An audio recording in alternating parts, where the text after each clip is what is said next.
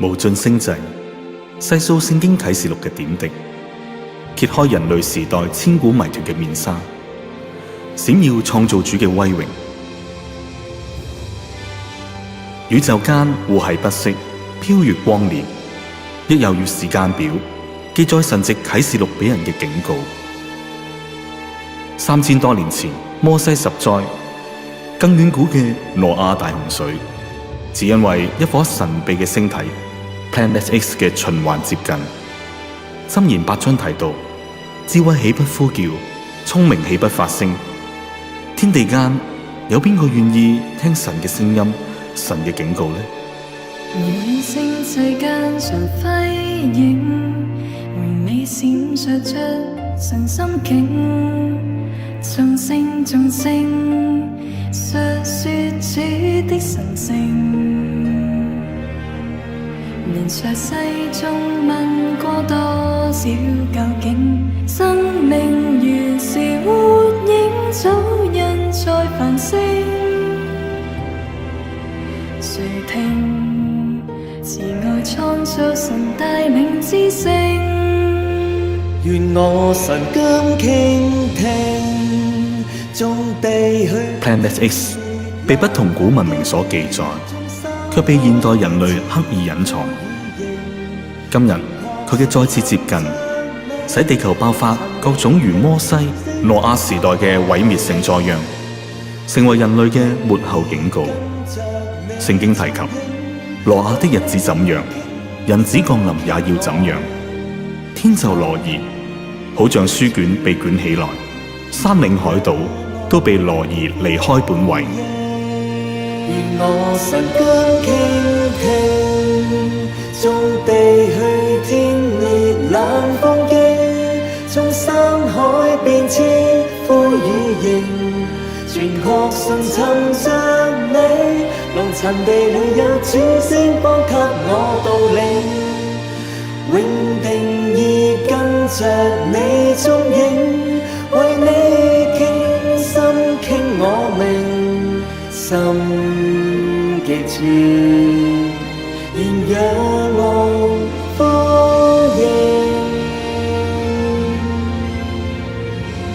喺呢個逼近末後災難審判之時，星際啟示錄將會洗去世界嘅種種歪謀，展現人類真正嘅答案。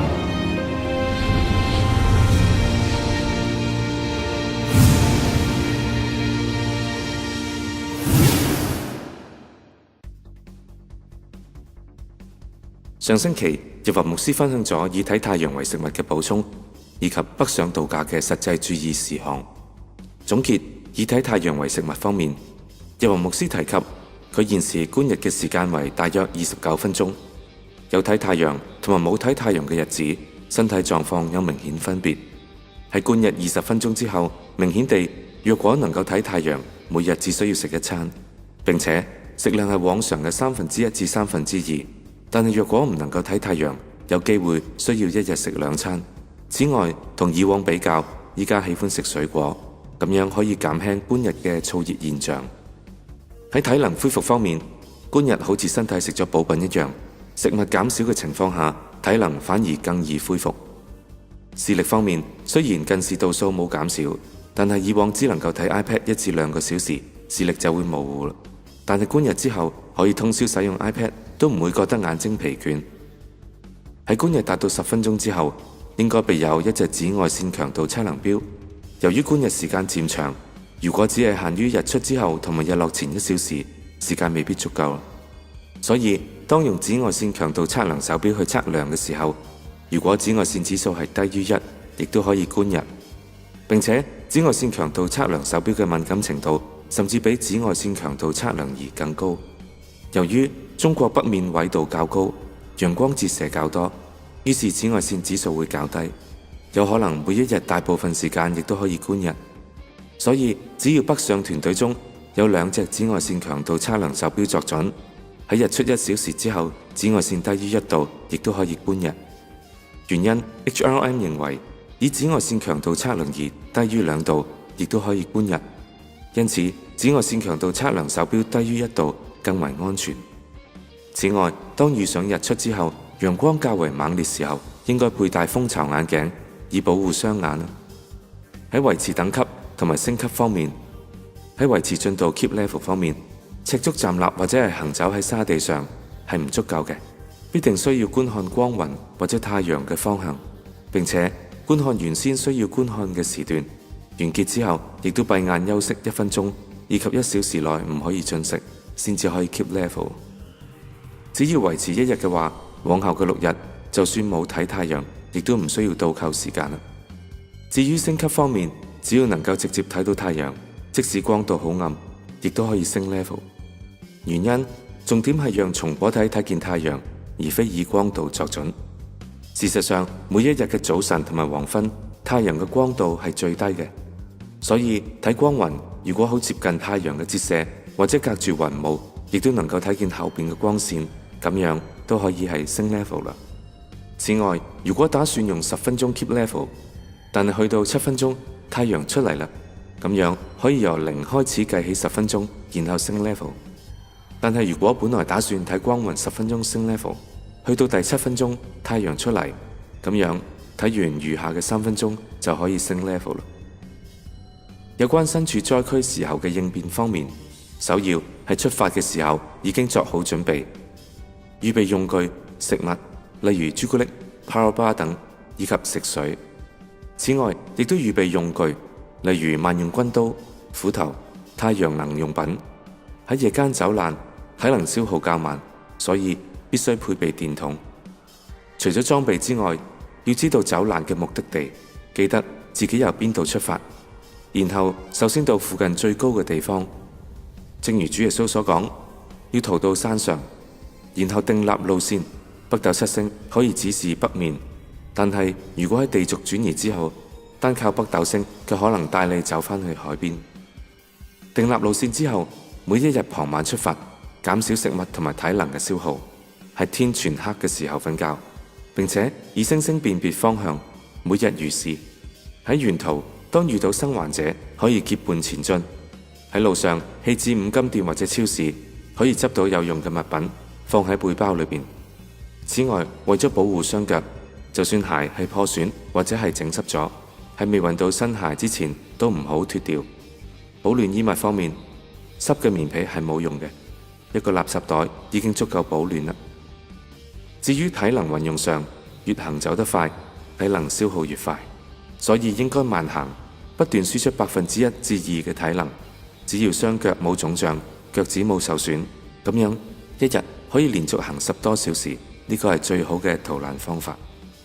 原因係當人處於驚慌狀態，一方面體能可以喺壓力下增加，可以跑上1小時，但係呢個只係垂死掙扎。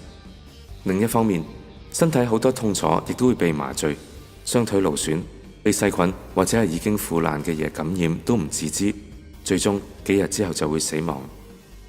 喺全球海岸線事件發生之後，災區道路會好崎嶇。如果站立喺高處，見到遠處冇廢物堆起嘅平坦地方，幾里之外嘅乾地已經係遠離海岸線啦。朝住嗰個方向走，就輕易揾到仍然生還嘅人。但係當到達有人煙嘅地方時，得到醫治同埋補給之後，下一步就係向更內陸嘅地方進發。原因，全球海岸線將會不斷向內陸遷移，需要到達海岸線200公里以外嘅內陸先至算安全。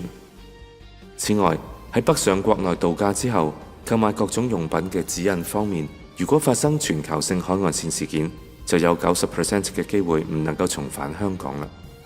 原因，按照 Webbot 嘅資料顯示，全球海洋嘅水平線將會上升，某啲地區更加會達至100米嘅高度。因此，就算第一波香港傷害較少，但係1-2年內亦都會被洪水淹沒。當要喺大陸定居嘅時候，我哋已經係先知先覺嘅一群，身份唔會再有問題。教會亦都會發佈一系列嘅指示俾弟兄姊妹。喺北上度假之後，災難導致銀價上升，喺資金充裕下，可以放售一半白銀購買物資，留低另一半白銀生活。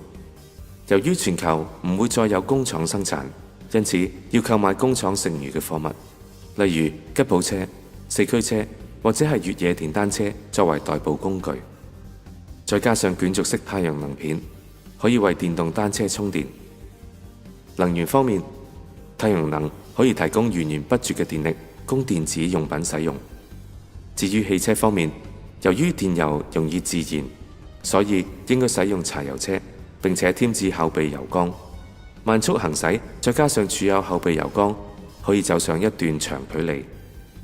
此外，全球性海岸線事件之後，中國一定有極多地方仍然有文明、電話同埋 WiFi， 所以喺災難仲未臨到嘅時候，就要購入 iPad、iPhone 等設備以供通訊之用。如果冇文明，則要用上通話機啦。如果有文明的話，再其次則可以購買高質素嘅夏天衣着、冬天保暖衣服以及其他必需品，並且習慣每到下一個目的地之前，先喺網絡訂購所需物品，運送至度假嘅地點。咁樣北上嘅時候，大部分物品都唔需要帶走啦。其次，可以申請國內駕駛執照，以及檢查香港特區護照、回鄉證等身份證明文件有冇過期。北上度假時嘅小智慧方面，由於將來地震次數增加，並且內陸建築物缺乏防震功能，因此要將豎立或者係堆疊嘅家具繫緊，亦都避免將寵物放喺較高嘅地方。此外，如果將玻璃瓶放喺電冰箱內，要揾一個紙箱，並且用紙皮將每個玻璃瓶分隔。睡床唔應該放喺氣窗或者係分體式冷氣底下。床邊亦都唔應該放有高櫃，免得物件掉下造成危險。此外，居住樓層唔應該超過10層，免得災難嘅時候逃生困難。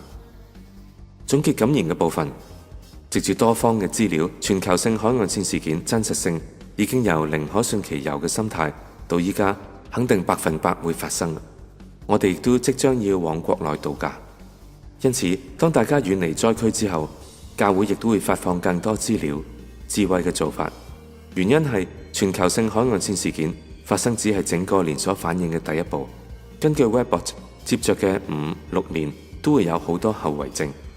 當身處全球性海岸線事件嘅光景，唯有懂得以撒種方式竭力成為教會群體嘅一份子，先至配得受神嘅祝福，獲得寶貴嘅智慧資訊，並且成為無依人嘅師傅，最終成為神歡天喜地所迎接嘅新婦。今個星期，耀華牧師將會分享遙視者 Adams 嘅 Killshot 以及全球性海岸線事件嘅關聯。好啦，咁開始之先呢，我哋一齊歡呼鼓掌，多謝神先啦！感謝主，感謝神。好啦，咁今次呢篇信息呢，就可以話係好特別嘅，因為事實上我好有感動呢，就係喺今次呢一個我哋度假之前呢，就將 Adam 嘅2段 video 呢，就以解話形式呢，去同大家去分享嘅。咁裏邊有少部分內容我哋曾經之前分享過噶啦。咁但係問題今次呢，就可以話喺年幾之後啦嚇，因為我哋上2年嘅時候就分享過啦嚇。年幾之後呢，而家裏面講嘅好多嘅細節呢，就已經可以話呢，差唔多有個終結啦。會可能喺呢幾個禮拜裏邊呢，就全部發生晒添嘅。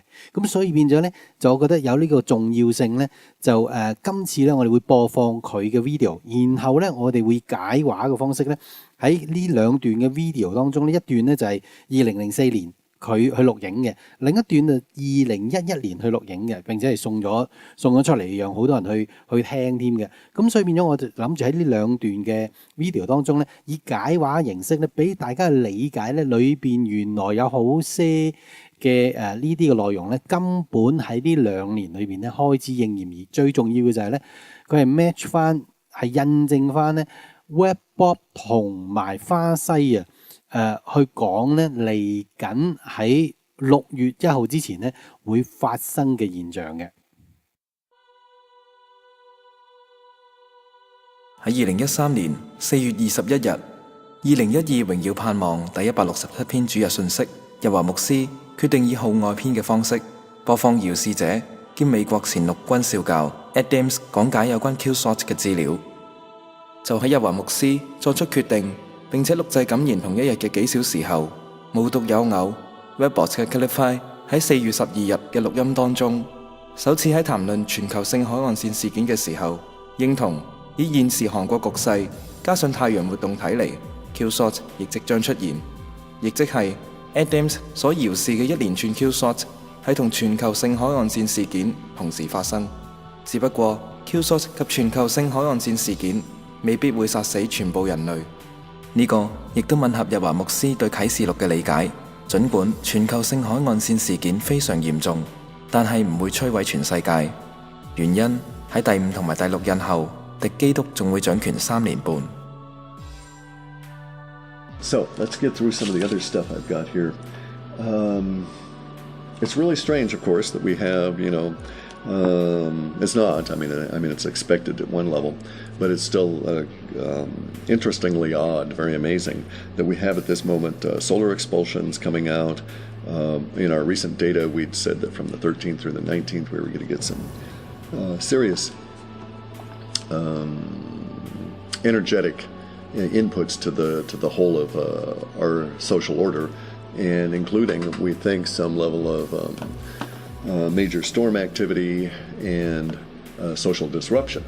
Now, a lot of these things are also lining up with Ed Dame's Killshot predictions.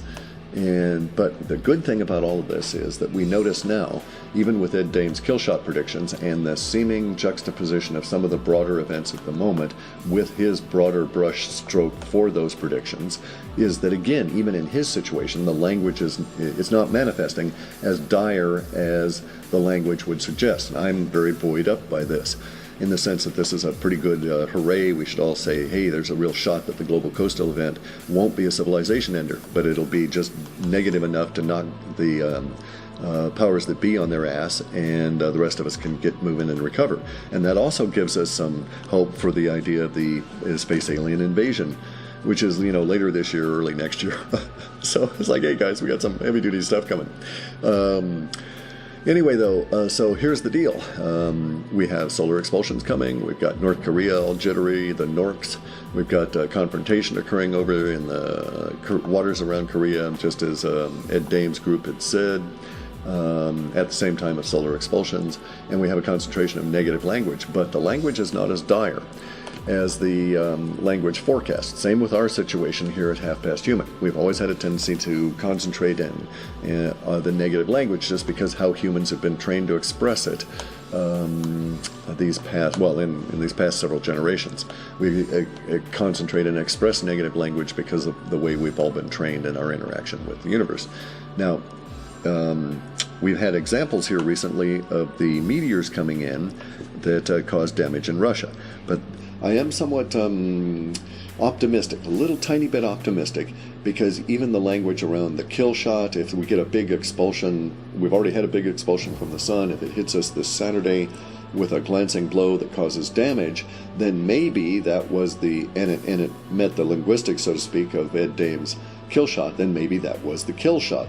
And indeed, it has nothing to do with timelines. It has none of that. That's a hokey idea, in my opinion, but rather has to do with the nature of humans and our way in which we interact with the world and concentrate our language. As we've noticed here at Half Past Human, we have a tendency to work off of the most extreme and dire word sets because that's what we're given to work from.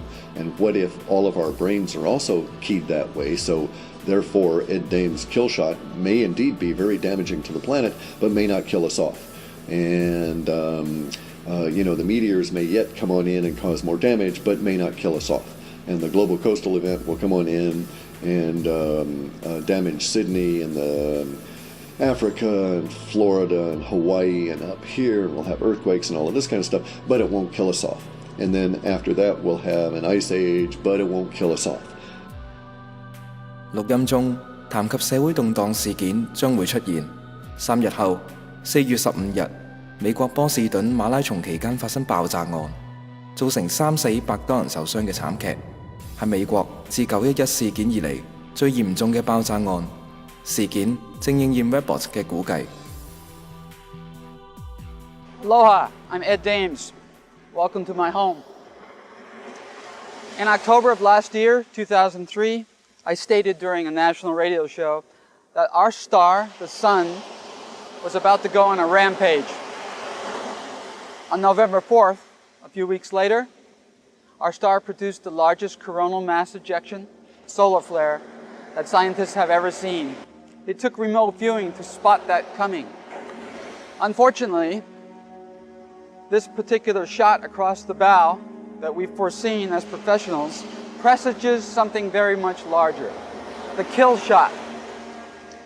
The Killshot is actually a series of extremely large solar flares that will come all the way down to the deck, all the way down to Earth's surface, because a passing space body, a very large celestial object, will pass the orbit of Earth closely and take down our magnetic shields, allowing protons, mass from the sun, to overheat the Earth's atmosphere, to heat it up greatly. This combination of events essentially will be the largest global catastrophe ever seen in the history of mankind, in recorded history. It will result in the death of many human beings. It's my hope that this presentation will help you prepare psychologically and logistically, will help you prepare to survive what we call the kill shot. All of the information in this presentation was derived from remote viewing. Remote viewing has its genesis as a military intelligence tool. It provided for us in MI very important defense-related information that no other system or technology could provide. Remote viewing could be looked at as a over-the-time horizon radar. We build up a picture as remote viewers slowly but surely, detail by detail, the way that a camera exposed to very weak light over a period of time, a time exposure, would see more and more details. Our camera is our brain, and the film becomes a pen and paper. We record all these images as sketches and words. I'd like to give you a little background about how this project got started. I've led a team of professional remote viewers for many years. About 1995, anomalous information began to appear in certain classes of remote viewing sessions. Remote viewing sessions that were looking ahead at individuals, corporations, and other organizations' futures. These anomalies that began to appear painted a picture of individuals and groups of people underground that did not fit in with anything that we were familiar with in terms of trajectories. The event manifested itself as high winds, very hot temperatures in the atmosphere, and a lot of debris in the air. 喺2013年4月21日嘅2012榮耀盼望第167篇主日信息裏面，播放著名遙視者兼美國前陸軍少校 Adams 喺2004年分享到，當 Killshot 級太陽風出現嘅時候，會伴隨出現3種現象，就係強烈嘅風、非常高嘅溫度及喺空中有好多碎片。其實呢3個字眼亦都曾經喺近期嘅 Webbot 數據中出現，並且預測係同全球性海岸線事件一同出現嘅災難現象。早喺2011年12月4日及2012年9月 Webbot 亦都經已警告，接落嚟嘅日子，全世界將會出現暴風，而且風暴亦都將會成為災難主角。並且喺2012年9月嘅 Webbot 已經預測，全球性海岸線事件發生之後，因為輻射大量洩漏，於是輻射進入大氣層，其熱度導致全球高溫，甚至到達3年後先至有機會冷卻落嚟嘅程度。另外 Cliff High 喺1月17日嘅 Webbot 即時數據情報錄音裏面提到，喺2013年2月15日掠過地球嘅隕石 DA14 會同時另外有2至3顆隕石出現。事後證明呢個預測係100%準確。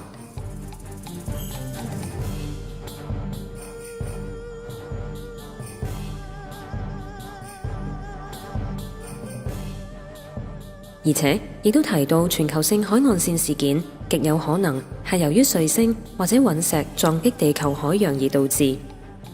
可見 Webbot 嘅數據完全吻合遙視者 Adams 對 Killshot 太陽風嘅3個預測，包括強烈嘅風、非常高嘅溫度及喺空中有好多碎片。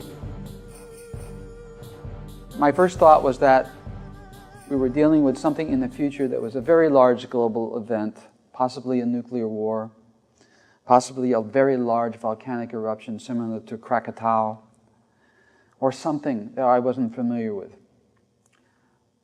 Many, many remote viewing sessions by many professionals were dedicated toward understanding what we were looking at up ahead. And what the global mind was painting for us was a picture of sort of like bridge out ahead on the highway. What was this thing? It was very difficult to look beyond whatever this was coming up in what we thought might have been even the near future. I called this event, because it appeared to be bigger and bigger every time we looked at it as remote viewers, the discontinuity. It seemed to represent a break in the evolution of man, in human cultural evolution.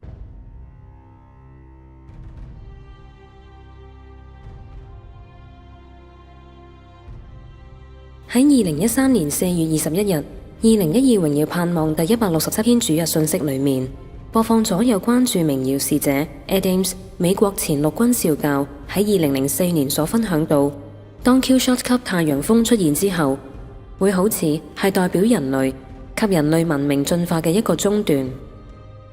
而呢一點同2012年1月所出版嘅 Webbot 之2020年嘅歷史回顧文章裏面所預測嘅不謀而合。根據 Webbot 嘅數據所顯示，到咗2013年開始，人類文明會因為各種嘅災難，特別係全球性海岸線事件發生之後，倒退到工業革命前，即係200年前冇電力現代文明之前，人類仲喺馬上生活嘅時代，就如同中國鐵木真、蒙古元朝生活喺馬上放牧嘅時候。After many, many professionally executed remote viewing sessions, we were dealing with something that was not a nuclear war, was not an asteroid strike, was not massive volcanism per se. It was something actually greater than that. And it was indeed global and cataclysmic. When it occurs in the future, all warring parties, and there are many small wars all over the globe, look up in the sky, literally, not figuratively, at something in the sky. Those warring parties all disperse back home. In other words, this particular event eclipses any of their other priorities.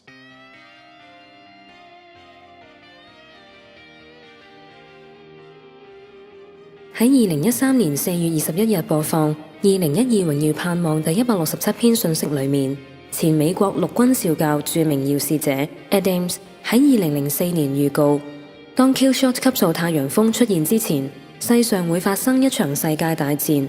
但係當戰場上嘅軍人打仗嘅時候，會因為睇到 Killshot 所引致天上出現嘅異兆而停止戰事，各自歸家。事實上 ，Adams 呢一項匪夷所思嘅預測，卻係被 Webbot 一模一樣咁預測出嚟。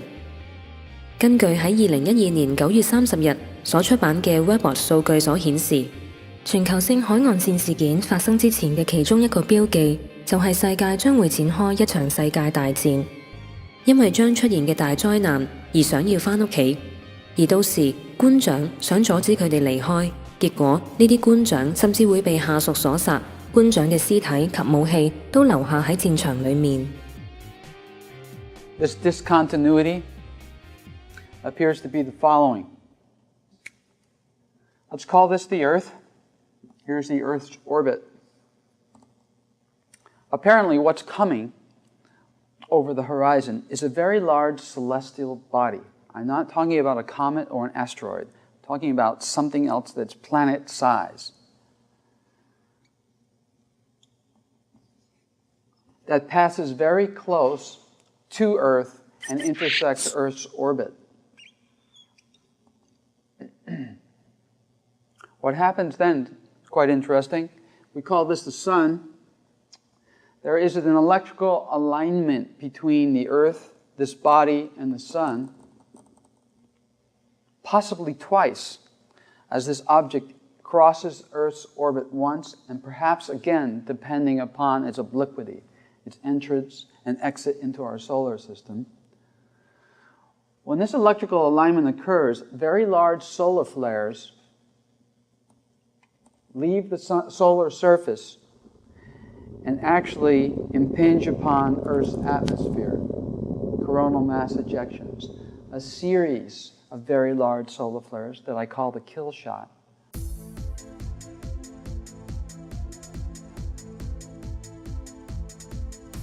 喺2013年4月21日嘅2012榮耀盼望第167篇主日信息裏面，播放咗有關著名遙視者兼美國前陸軍少校 Adams 喺2004年所分享 Killshot 級太陽風嘅出現，原因係將會有一個巨大嘅星體經過地球同太陽中間，產生放電現象，令到太陽向呢個行星放出巨大嘅太陽風，而擊中位於該星體背後嘅地球。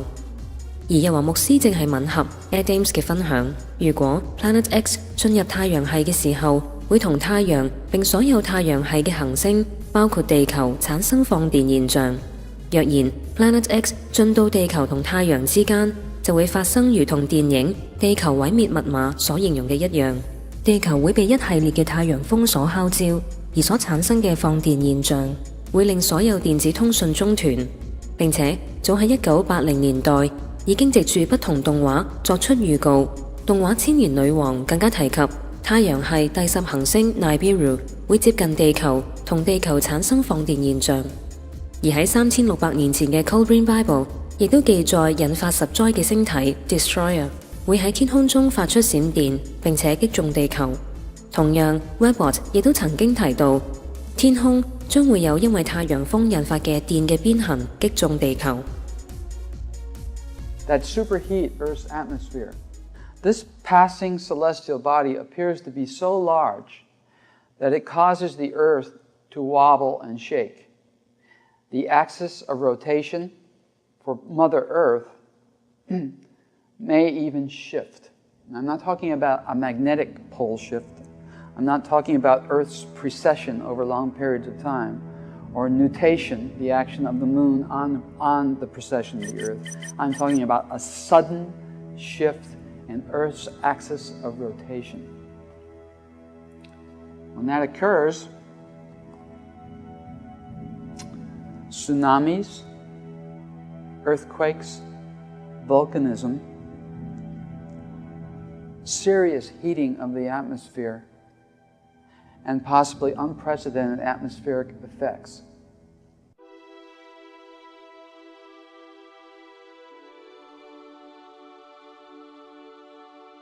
喺2013年4月21日，2012榮耀盼望第167篇主日信息，播放咗有關著名遙視者兼美國前陸軍少校 Adams 喺2004年嘅分享，內容提及當 Killshot 級太陽風出現之後，地球會發生地軸轉移，引致大規模海嘯、地震、火山爆發及天氣劇變等等。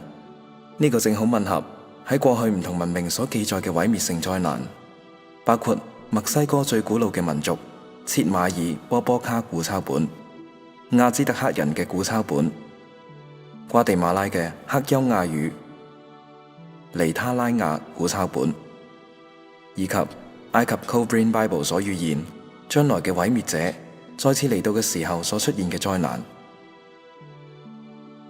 We're here at the summit of Haleakala Crater, Haleakala, the house of the sun. What you see in front of me is the Maui Space Surveillance System. The rotund structure houses one of the most advanced instruments in the world, the Air Force's Advanced Electro-Optical System.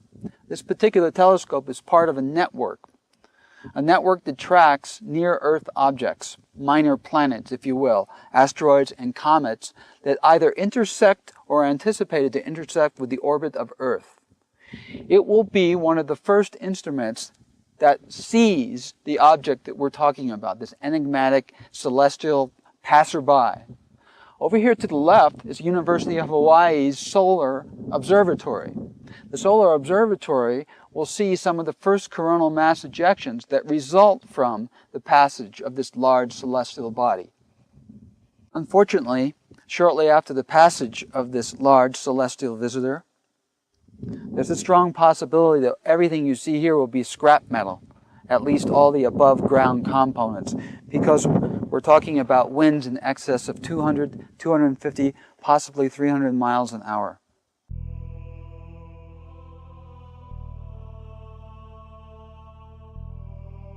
喺2013年4月21日嘅2012榮耀盼望第167篇主日信息，播放有關 Adams 著名遙視者兼美國前陸軍少校喺喺2004年分享到，當 Killshot 級嘅太陽風出現嘅時候，將會喺地面上出現高達時速200至到250英里嘅強風。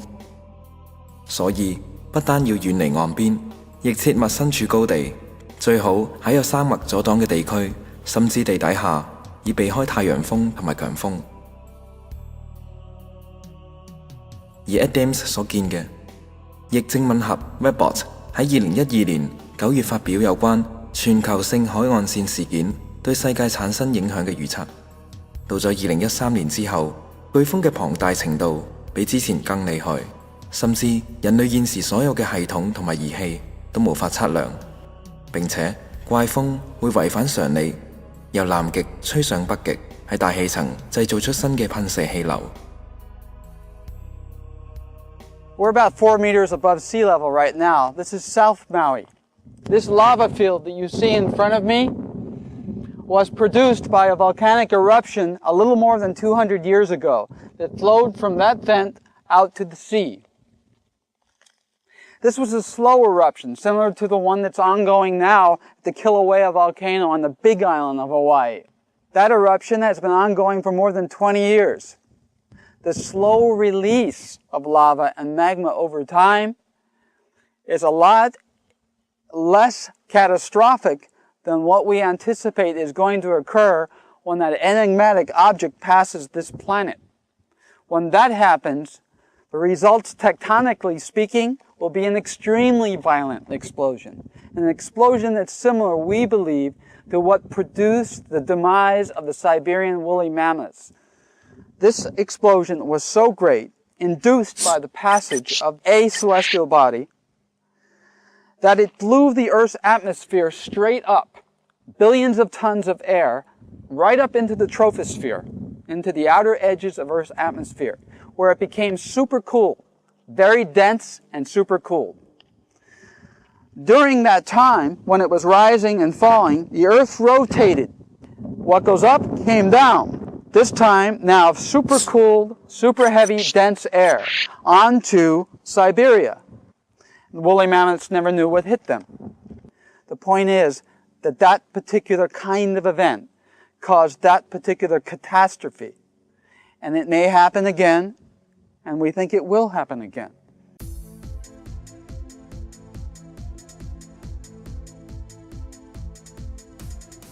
喺2013年4月21日嘅2012榮耀盼望第167篇主日信息，播放咗有關2004年著名遙視者兼美國前陸軍少校 Adams 嘅分享，提到地球曾經出現一剎那嘅急凍現象，係由於類似 Planet X 嘅巨型天體經過地球嘅時候，其引力令地球嘅大型火山，例如阿拉斯加嘅火山，發生超強力爆發，而巨大嘅爆炸令10億噸嘅空氣上升到對流層，直接進入地球大氣層外邊緣。呢啲空氣被外太空嘅絕對零度所急凍之後，又反彈降回地上，於是令西伯利亞嘅長毛象被急凍。早於2013年1月10日 ，Killshot 亦喺 Webbot 嘅即時數據情報報告指出，地球嘅極地漩渦將會崩潰，令到外太空嘅絕對零度極冷嘅空氣落到地上。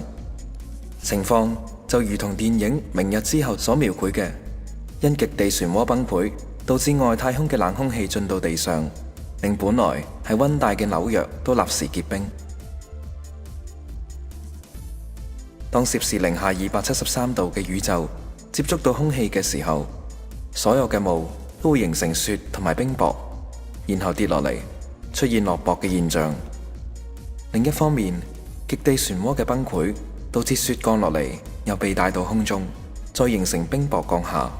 呢個情況會不斷重複，結果冰雹亦都越嚟越大，重量甚至超過100公斤。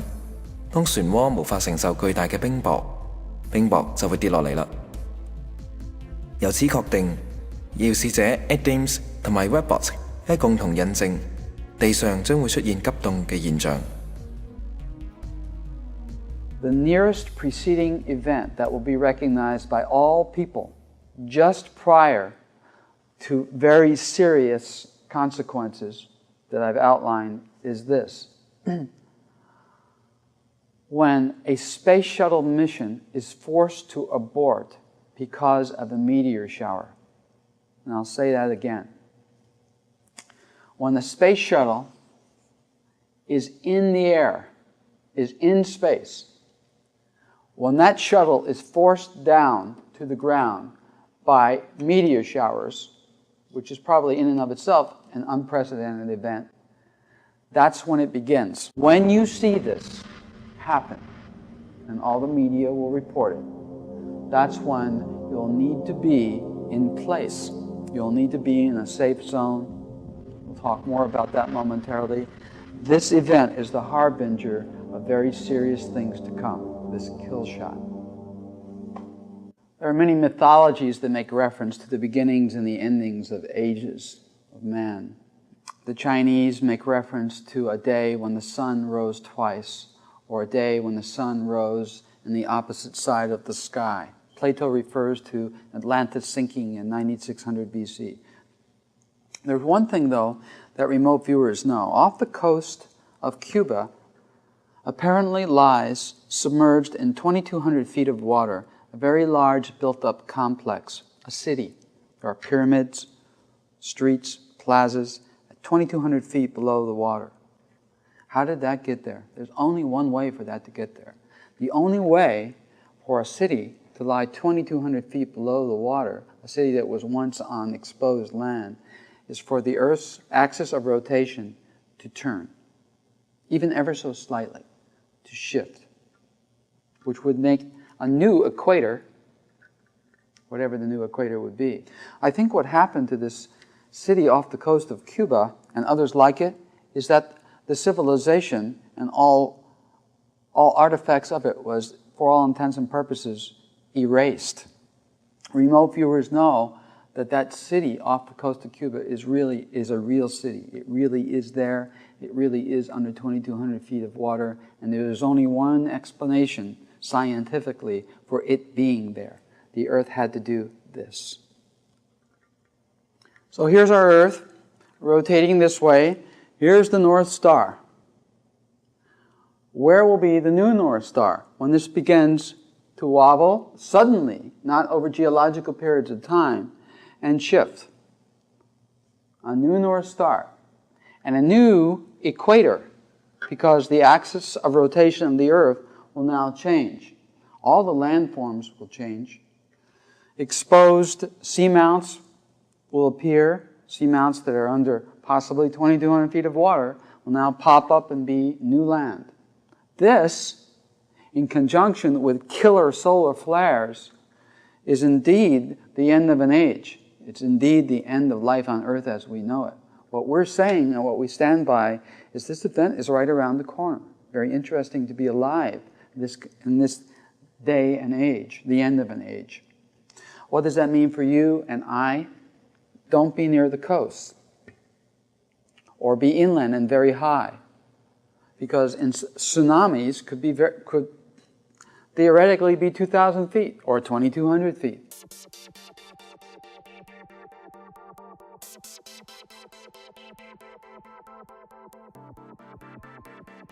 早喺2004年，前美國陸軍少校 Adams 因住遙視技術睇到將來世界嘅境況。Adams 預告，當 Killshot 級數太陽風出現嘅同期，地球地形將會發生轉變，海底嘅山脈會從海裡面冒出水面嚟，成為新陸地。實在呢一項 Adams 所預告嘅境況，卻係同2012年9月 Webbot 命為全球性海岸線事件一模一樣咁預測出嚟。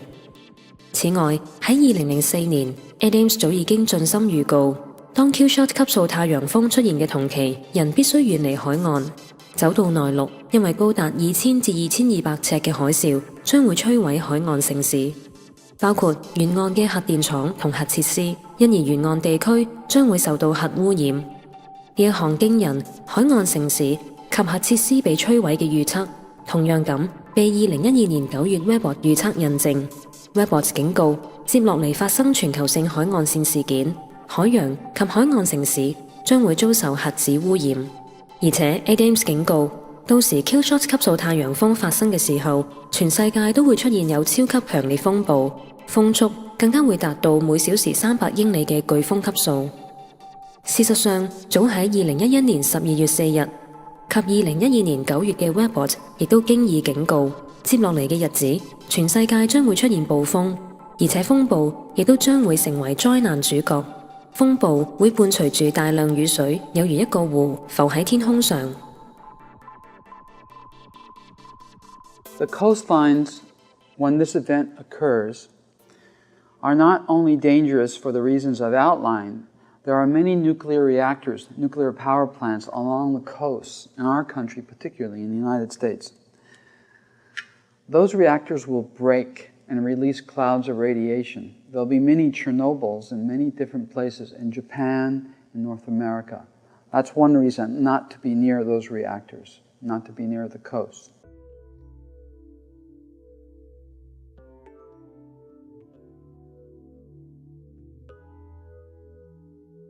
喺2013年4月21日，2012榮耀盼望第167篇主日信息播放咗有關著名遙視者兼美國前陸軍少校 Ed Dames 喺2004年分享到，當 Killshot 級數嘅太陽風出現嘅時候，同時會出現地軸轉移，所以必須遠離海岸，走到內陸同埋高地，因為理論上海嘯足可高達2000至到2200尺。海嘯會將海岸好多嘅核反應堆、核電廠毀滅，釋出大量輻射，情況就好似日本311地震後嘅海嘯，將福島核電廠摧毀一樣。因此，要遠離核反應堆同埋岸邊。而由2012年開始 ，Webbot 嘅數據亦都指出，當將來全球性海岸線事件出現，全球所有嘅核電廠都會被地震同埋海嘯所摧毀而溶解。甚至令全球嘅海洋成為輻射海同埋化學湯，所以人喺全球性海岸線事件發生之後，絕對唔可以再返回海邊生活。Another thing that will happen is if the Earth turns ever so slightly as it's rotating, winds will pick up all over the planet, and in some belts, those winds will achieve speeds of 200, 300 miles an hour for sustained speeds of 200 to 300 miles an hour for days on end. This will require you to be either in a slot canyon, underground in a shelter, concrete preferably, or somewhere out of those winds in a structure that will withstand the winds of that speed. And we don't know, as remote viewers, where all those belts will be. The permutations are too complex. We haven't been able to achieve that degree of detail in our work. But we have discovered one very, very important thing. Wherever crop circles or forms like them, ice circles, these forms sometimes appear in ice as well. Not the ones laid out in crops by college students with planks. The real ones attract us with their beauty and their mystery. Their purpose is and has been this, and this is the power, I feel, of remote viewing, be able to solve problems that no other system or tool can solve. The purpose of crop circles is to mark out survival zones for this upcoming event, this discontinuity, this kill shot. The greatest concentration of crop circles over the last decade and a half or 20 years actually has been in a zone 40 to 60 degrees north in the northern hemisphere. That means northern United States, Canada, particularly Saskatchewan. These zones are away from the coast and higher latitudes, 40 to 60 degrees. So 50 degrees would be the center of mass in this zone that would stretch across southern Canada through the British Isles to western and eastern Europe. Those zones appear to be eminently survivable in terms of continuity of culture, human culture. That doesn't mean that times will not be hard there too, but other places may be fatal in the light of what's coming very soon, apparently.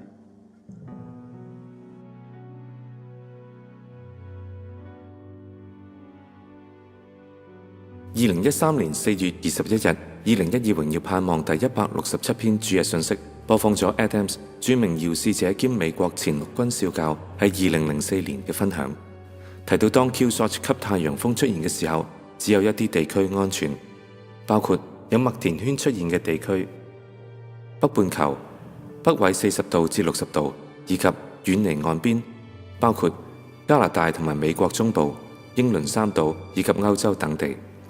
呢個正好吻合咗早前2012年9月份最後一份 Report 所提及，全球海岸線事件發生之後，只有遠離岸邊以及處於北緯40度以上地區嘅人先至安全。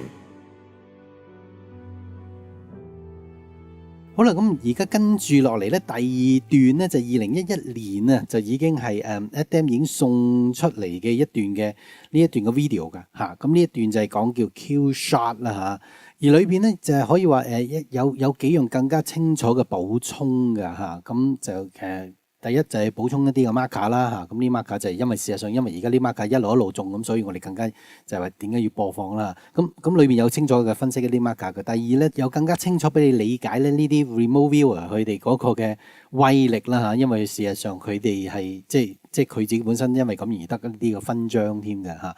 咁事實上佢裏面有啲嘅內容係有些喺收音機裏邊係另時再補充嘅。咁呢個喺完結咗之後咧，我就會作少少嘅補充嘅。There are those that have seen the future. They've seen our disasters and our wars. For years, these remote viewers were a part of a military research program, accurately foreseeing the outcome of global events. But when they expected to see a future of prosperity, what they saw was our end. Now, the military officer in charge of this top-secret program shatters the silence, revealing to the public what the governments of the world have known all along. The Norwegian government has finished construction of the Doomsday Vault to protect the world's plant species as sort of a modern-day Noah's Ark. More than 100 countries have backed the project. To warn you. Viewers began to pick up on a very large event that at first I thought was a nuclear war. To prepare you. Will cause the deaths of millions of people. I don't want to believe it. To help you survive. Knowing where to go with your last tank of gas is so important. The Killshot.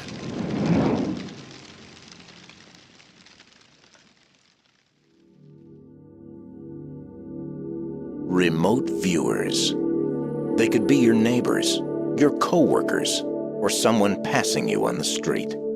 They can be anyone, or be anywhere. For over a decade, these people have been predicting everything from terrorist attacks to devastating earthquakes with unprecedented accuracy. But they have a secret. The knowledge of an approaching event called the Killshot that will change the world as we know it. Forever. Just what is remote viewing, and what is this global event that they foresee? It all began over 20 years ago in a top-secret government program. In the early 1970s, the public was unaware that the CIA and the United States military launched an aggressive top-secret research program to discover if a protocol could be developed that utilized the inherent intuitive abilities of the human mind for the purpose of war. It was a scientific endeavor that utilized some of the most brilliant military contracted physicists and researchers in the world. They would exhaust the use of every modern tool and study to determine the secret behind extrasensory perception, or ESP. If this ageless phenomenon truly existed and could be controlled, it would change the face of warfare forever. Major Ed Dames was the training and operations officer for the top-secret program. This tool, remote viewing, had its genesis as a military intelligence collection tool. The CIA and the Army, the Navy to a certain extent, And I, as an intelligence officer at very high levels of the government, officer, Secretary of Defense, Secretary of the Army level, with all the techniques and methods and tools that we had at our disposal, satellites, agents on the ground, there were just some targets, some programs that were so secret and so classified and so close hold, they were impenetrable to all these systems. So as a tactic of desperation, the Army particularly looked at the potential of psychics and using ESP to collect intelligence. Secretly utilizing millions of tax dollars, researchers believed they had finally cracked the process to how the human mind obtains and processes unconscious information. Eventually, the positive results of the remote viewing program couldn't be ignored, and real-world targets were issued to the top-secret team.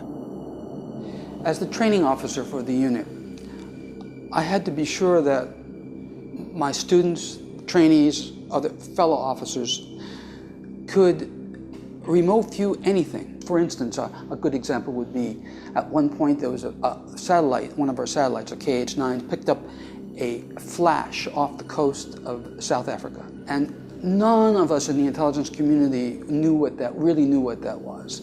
There was no method to go back, play the tape backwards, and to analyze what that was.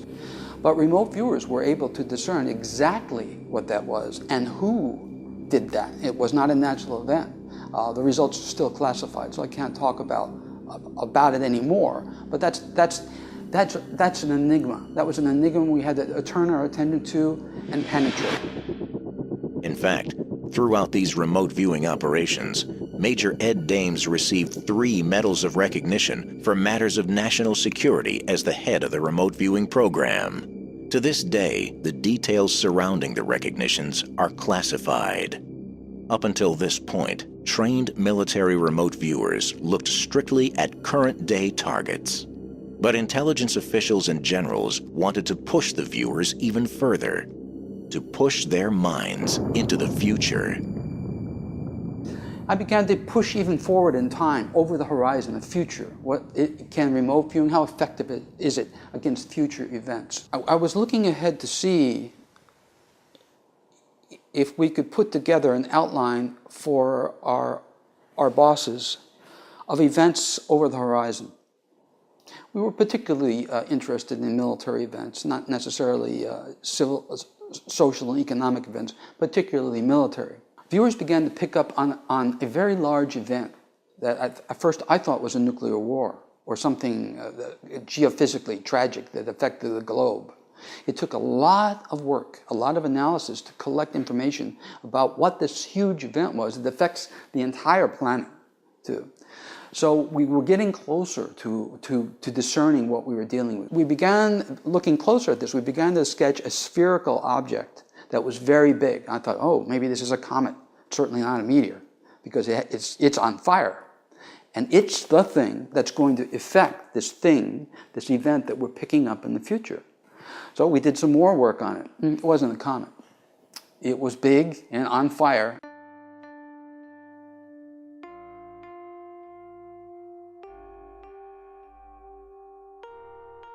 喺2013年4月21日，2012榮耀盼望第167篇主日信息，引述美國前陸軍少校著名遙視者 Adams 喺2011年嘅分享。當 Adams 仲係喺美國陸軍工作嘅時候，佢當時已經知道地球將會發生大災難，但係卻唔知道引發災難嘅原因。經過一番努力之後，美國軍部嘅遙視者已經知道係因為一顆巨大嘅行星經過及接近地球，令到 Killshot 太陽風打向地球。事實上，佢哋已經肯定唔可能只係彗星，亦都唔可能只係隕石而導致，因為佢哋所見嘅行星實在太龐大，而且係一顆燃燒住嘅巨大星體。然而，早喺2009年嘅2012榮耀盼望信息籌備營已經分享過，由3600年前經歷10災嘅埃及人寫成嘅 Kolbrin Bible 已經記載當時禍及全埃及，甚至全世界嘅10災係由於一顆燃燒住嘅巨大星體名為 Destroyer 嘅行星接近而導致。而日華牧師亦都由2012年6月10日開始分享 Kolbrin Bible 嘅有關內容。牧師亦都分享，唔單止3600年前嘅 Kolbrin Bible 記載 Planet X 接近所產生嘅災難，連中世紀嘅女先知 Mother Shipton 亦都曾經預言一條烈火紅龍6次穿越天空，地球將瞬間滅亡，而蘇美人卻稱之為 Nibiru。And right next door, in our neck of the woods, it was our own star, the sun. Specifically, viewers foresaw a series of solar flares that are so powerful they penetrated into Earth's atmosphere, destroying global communications and heating up regions of the world to such an extreme that it would cause the deaths of billions. Our star, man's source of life, would now become our greatest enemy.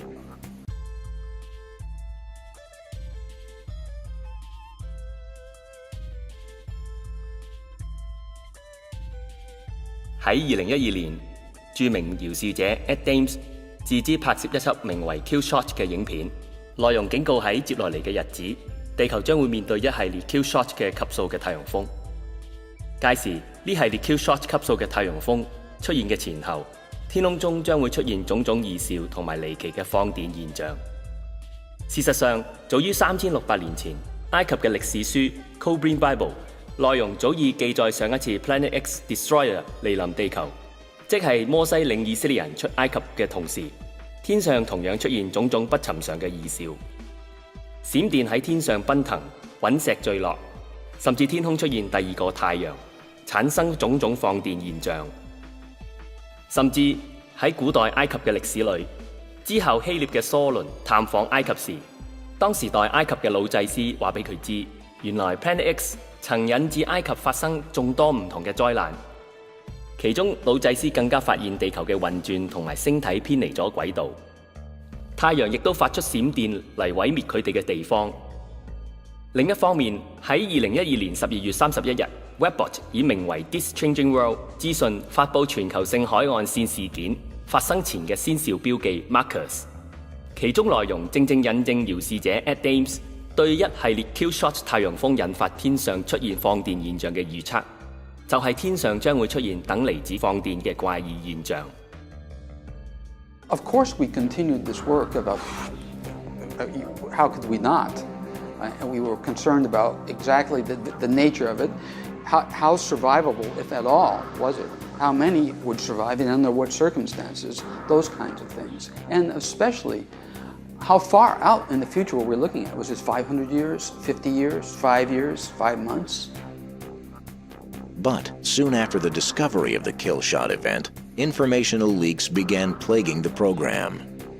The operation became public in the 1990s, and the CIA and U.S. military had no choice but to confirm and declassify its existence.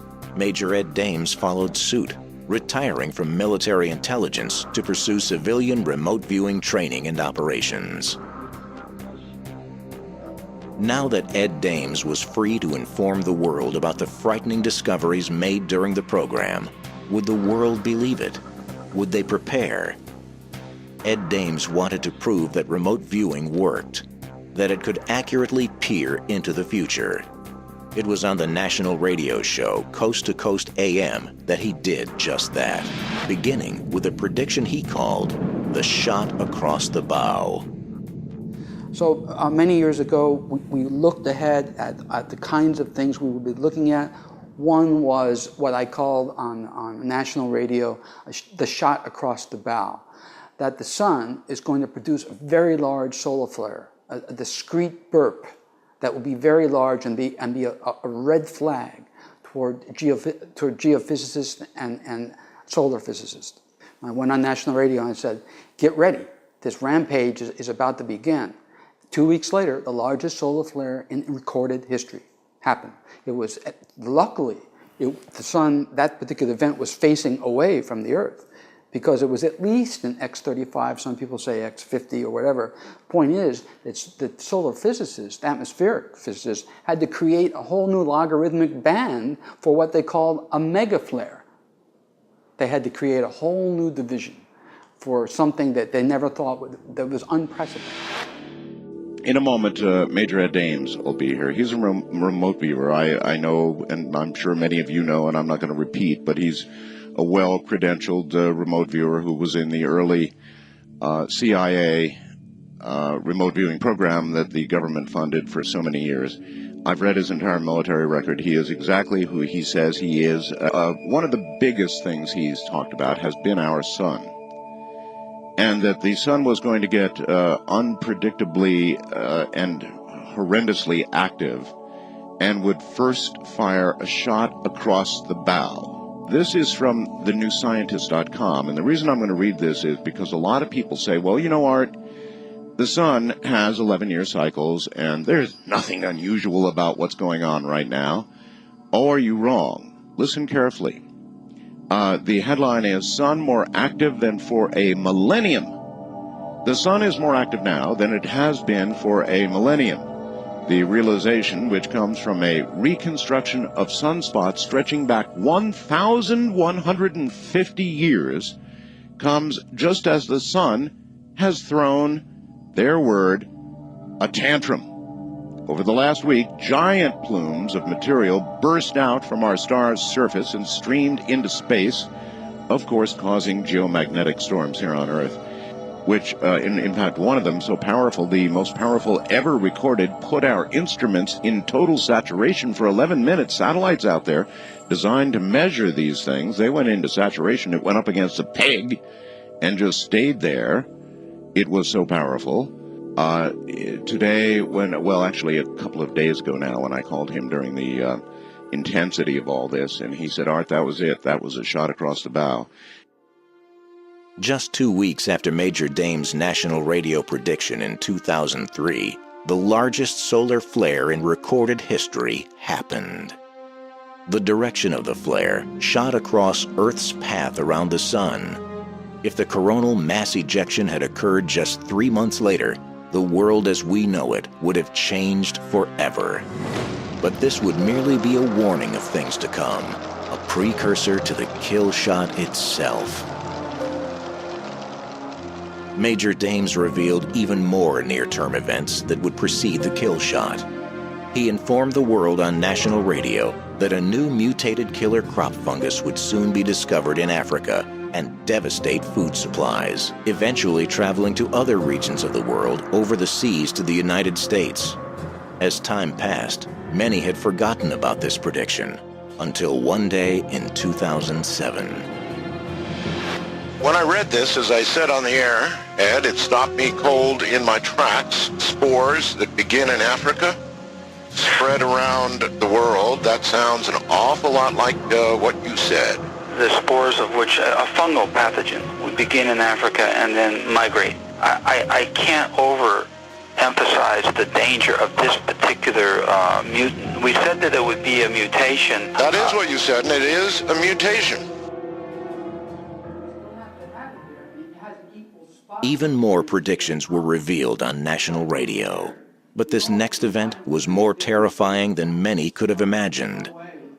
I was flabbergasted by the data I got as a result of remote viewing the next X day in Tokyo, because this reactor problem, a reactor breaking, and what I said to the Japanese, I said, and on national radio in my country, this is going to be at least a mini Chernobyl, at least a mini Chernobyl.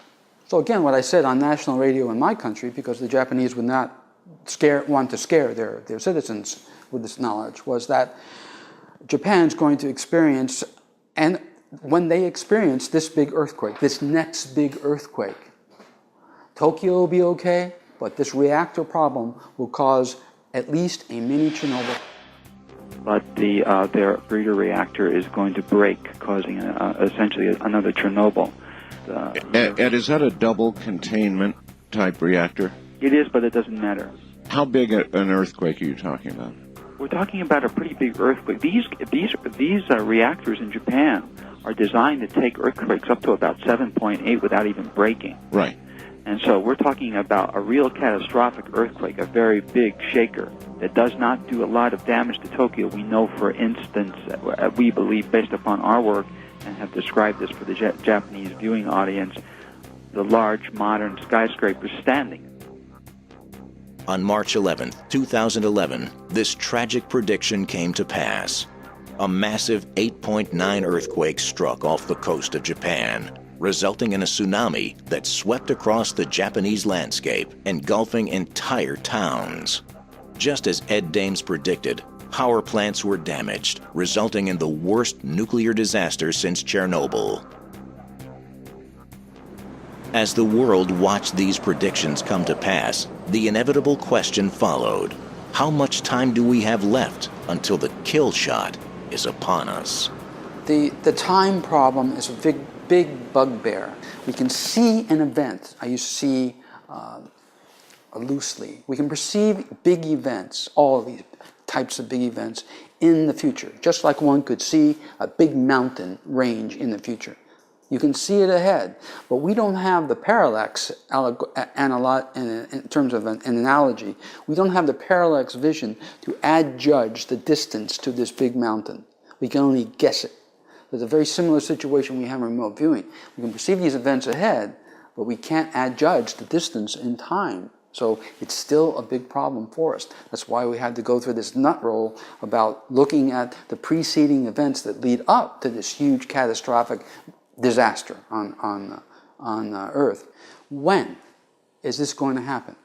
Because that's the big one. That's the big question. When is it going to happen? So much time has been dedicated by remote viewers, my team and others, individuals, to attempt to discern this. And again, since mind is outside of time, we cannot put a calendrical date on the beginning of this sequence. But what we've done over the years is establish preceding events, large, recognizable preceding events that lead up, that we can see, are dominoes that lead up to the beginning of this kill shot sequence. Many of these preceding events have already come to pass, including the shot across the bow, the killer crop fungus, and the Japanese disaster. But what else do viewers foresee coming over the horizon? We picked up the use of a nuclear weapon on the Korean Peninsula by the North Koreans, and this event would be one of the last events that humans recognize before the kill shot sequence begins. We haven't seen that yet. This prediction was revealed years ago to the public on the Coast to Coast AM radio show. At the time, the nation had zero nuclear capability, and the notion that they would use a nuclear weapon as an act of war was widely believed to be absurd. As time went on, the idea and the first nuclear test happened in North Korea. That got the attention of a lot of people who had heard my prediction, saying, "Uh-oh, I hope he's not right. That was just a test." But they are certainly developing, and we know now. We have remote viewed the fact that they're developing at least atomic mines, underwater mines, against U.S. subs. We know that as remote viewers. And we know that they're going to pop a nuke in anger because that event was so big. It's not a little epiphenomenon like a baseball game or something like that. It's a big event in history. We're not prophets. We're not prophesying. We're just using remote viewing to look that way in a particular direction at the particular topic. And it's just like turning your telescope onto and focusing it onto a particular target and studying it. That's what we do. We choose the targets. The North Korean prediction appears capable of coming to pass any year now. But there is another event that remote viewers fear the most, a sign that the kill shot is imminent. What would be that final recognizable event just prior to the kill shot sequence? The best that we could come up with, pushing ahead, the best that we could come up with was what appeared to be a space shuttle being forced down by what appears to be a meteor shower or something like that. For those of you who are not remote viewers, let me give you a little bit of insight into what remote viewing is in terms of a skill set. Most of the information that we derive from a target is in terms of word idea concepts. patterns of information that we perceive and turn into word, search our memory for words and apply those words, a written word on a piece of paper, and move on. The information we had that led us to believe that we're dealing with a space shuttle as a final precursor event to space shuttle coming down, as a final precursor event to the Killshot, was a collection of those rough sketches. So analytically, we're saying it looks like the space shuttle coming down. 早喺2012年3月4日，2012榮耀盼望第108篇，日華牧師引述前美國中央情報局 Adams 少校嘅警告，喺接下嚟嘅日子，地球將會面對一系列史無前例毀滅性嘅太陽風 Killshot， 並按住 Adams 少校嘅警告，毀滅性太陽風 Killshot 將會摧毀南半球所有嘅國家，甚至太陽呢次對地球致命嘅一擊，亦將會波及北緯30度以下嘅所有國家。關於如何選擇危難落腳地點以及躲避 Killshot 太陽風嘅地方嘅指引，可以重溫2012年4月1日2012榮耀盼望第112篇 Killshot 危急地點指引短片，包括1選擇北緯30度以北地區，喺南方嘅位置需要有高山阻擋成為屏障；2選擇國內離海岸200英里或300公里嘅城市；3最好落腳居住地點附近嘅大城市設有地下城、地底幾層嘅購物商場、地下停車場、地下博物館等。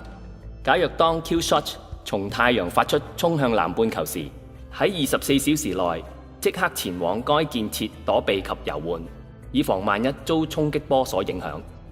4留意當 Plan X 逼近而引致 Killshot 嘅時候，亦有可能觸發啟示錄預言嘅黑暗之災，因此亦應該為到黑暗之災嘅出現而額外預備。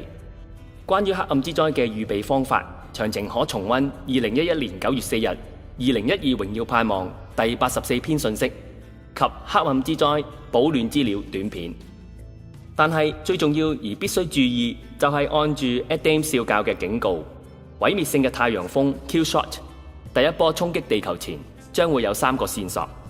第一，北韓會用核彈轟炸別國；第二，當時正係第3次世界大戰，軍人喺打仗時見到太陽風嘅天象，佢哋全都停落嚟，返屋企唔再打仗；第三，因為隕石緣故，太空船將要被迫降落，嗰陣時距離太陽風打到地面只有數小時，所以就算大家經已進到內陸安全地方，當上有新聞廣播時，從中聽到有類似穿梭機嘅太空船需要緊急迫降時，大家必須即刻喺數小時之內進到地底建設，甚至可能逗留及住下數天之久，因為有太空船需要緊急迫降，意味着太陽風 Killshot 於數小時之內襲擊整個地球。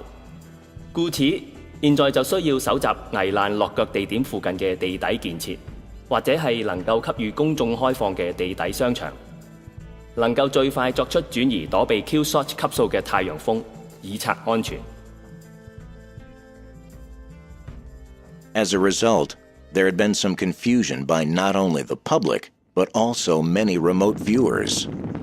The session sketches generated had resulted in the assumption that the craft being forced down was a U.S. space shuttle, since it was unique to the world at the time of the prediction.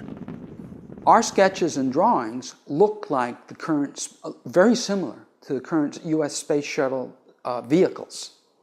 There are some variations among viewers too, but we know that the Air Force has another program. I think it's a spy vehicle that's up there, a maneuverable vehicle. That particular vehicle also looks like the U.S. space shuttle, the manned space shuttles. Today, the recent U.S. space shuttle design is being emulated by many different space agencies around the globe, both government-oriented and private. No longer is the design unique to the U.S. space program, but the precursor itself remains the same.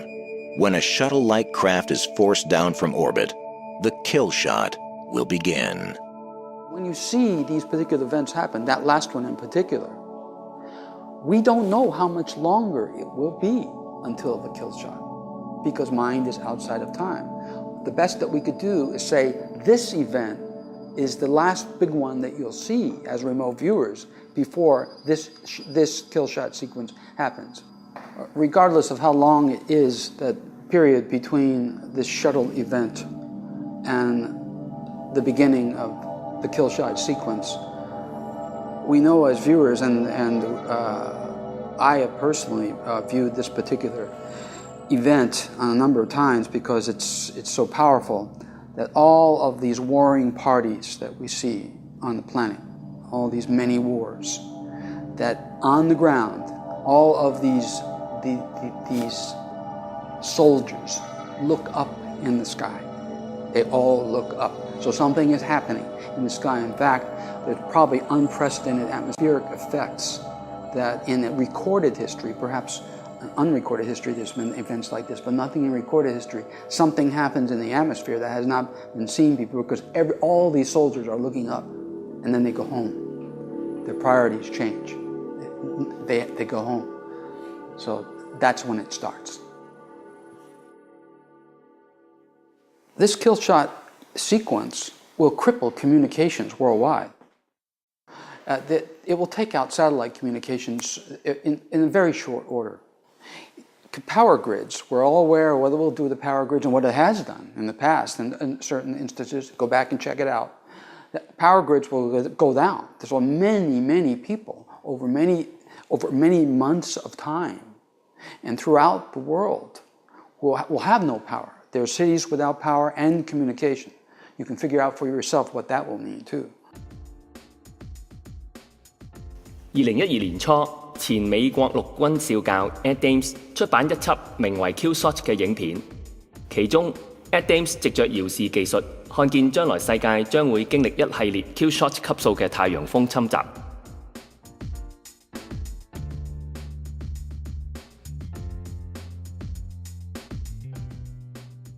喺 Killshot 影片當中 ，Ed Dames 警告，當 Killshot 級數嘅太陽風侵襲地球之後，人類嘅現代文明將會中斷，電力同埋全球定位衛星 GPS 亦將會消失。無獨有偶，近一年嚟 ，Webbot 作者以及 The Farsight Institute 一群遙視者不斷發出全球性海岸線事件嘅警告，提醒居住全球海邊城市嘅居民需要離開沿岸城市，並且遷往內陸安全嘅地方。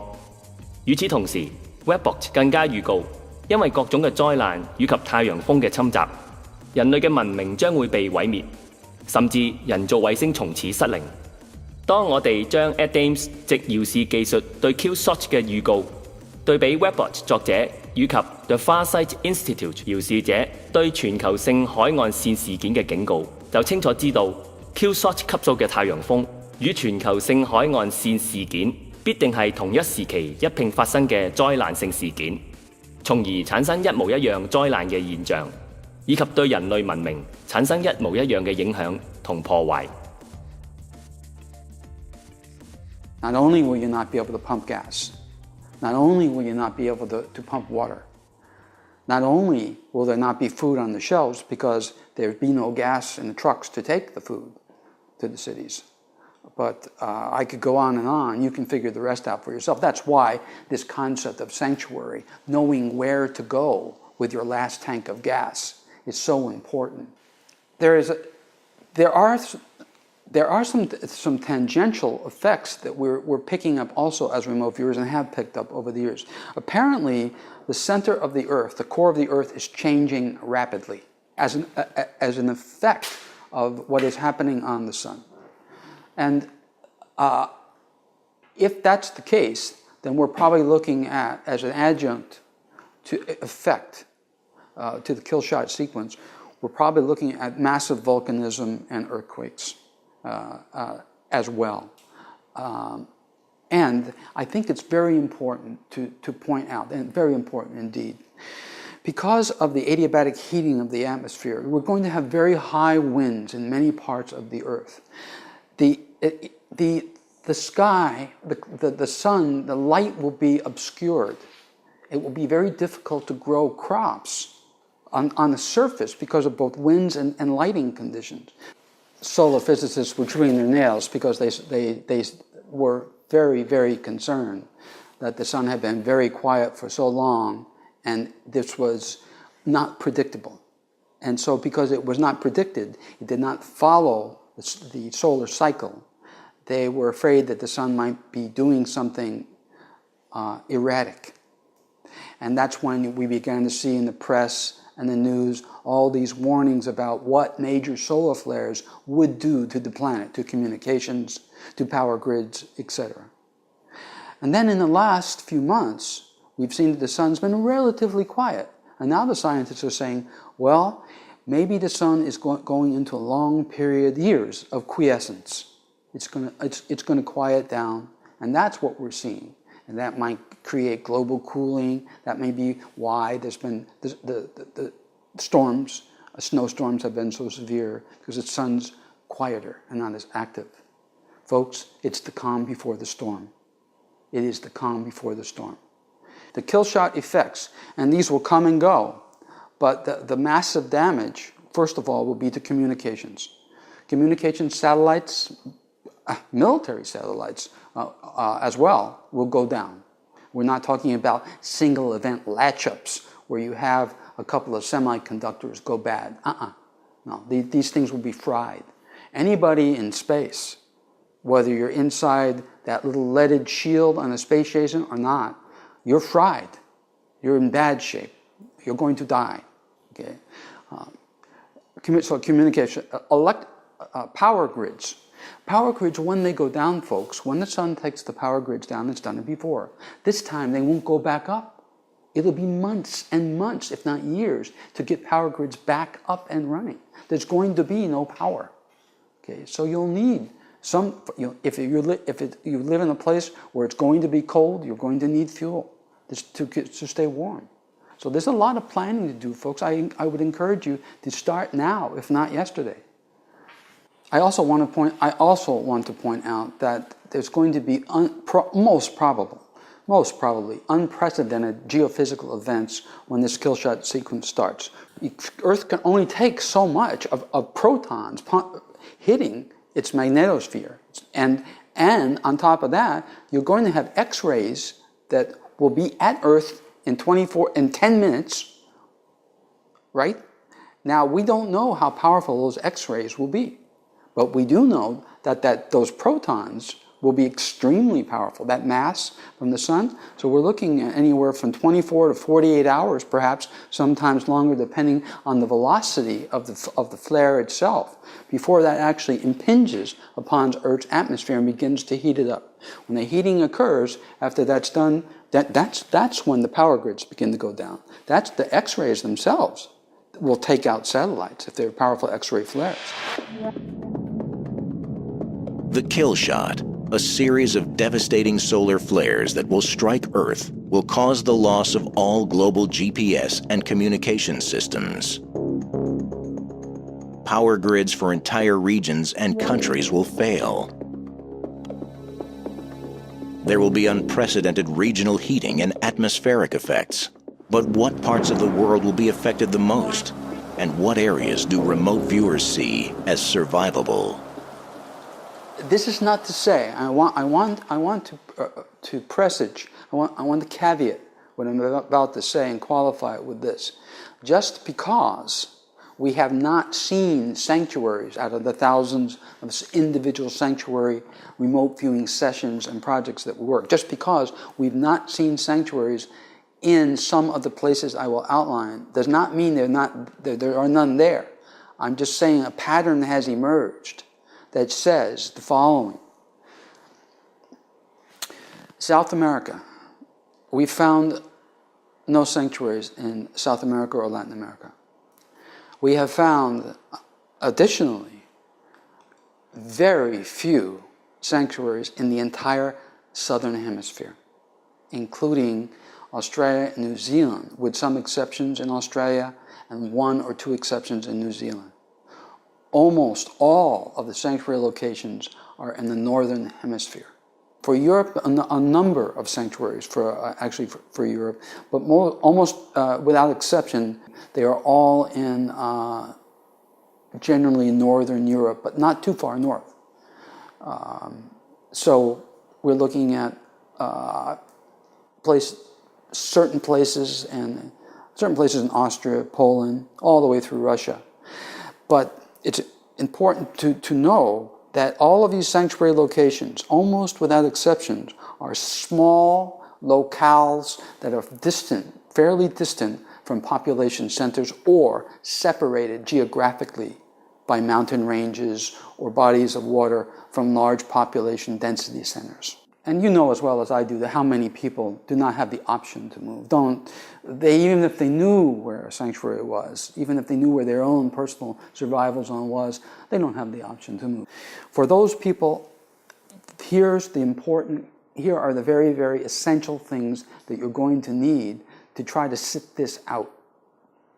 Fresh water is critical. You must have fresh water because it will be in short supply almost worldwide, not all over the world, but in many places, very short supply, critical. As much access to fresh water as possible. If you happen to live next to fresh water, clean fresh water, you're lucky. That's the best condition to live in. Obviously, food. You're going to have food. Everybody now feels that something's coming down. Economically and globally, it has nothing to do with the Killshot. That's just economics alone. Food supply is already short, and food is expensive and going to be more expensive. But it will be absent. There will be no access to food once the Killshot sequence starts. You'll have to have stored food. Shelter. You need to have shelter, as you know. And you're going to need to protect yourself. You can't do this alone. People need people. You'll have to band together as communities, hopefully, and for self-protection and to help each other through this. Remote viewing in terms of forecasting and predicting remember, it's different. Remote viewing is direct knowledge. In this case, Killshot case, we're perceiving an event, and we're downloading data, period. You can take that or leave it. Do whatever you want with the information. I feel that it's important in terms of a public service to put that info out, like we did in the case of a global economic collapse. When gold was $230, I told the public on national radio, it's going to $2,000. Everybody laughed at that. They laughed at the Japanese quake. In fact, the Japanese public were so scared they didn't want to believe that something like that would ever happen. A nuclear reactor breaking. Those kinds of things. We've got a track record here. It's scary. It scares me. I want to be in denial sometimes about the very information I download. I don't want to believe it, and yet I have to. I have no choice. But I sure don't want to think about it. But I'm going to have to. It's going to be forced down my throat sooner than not.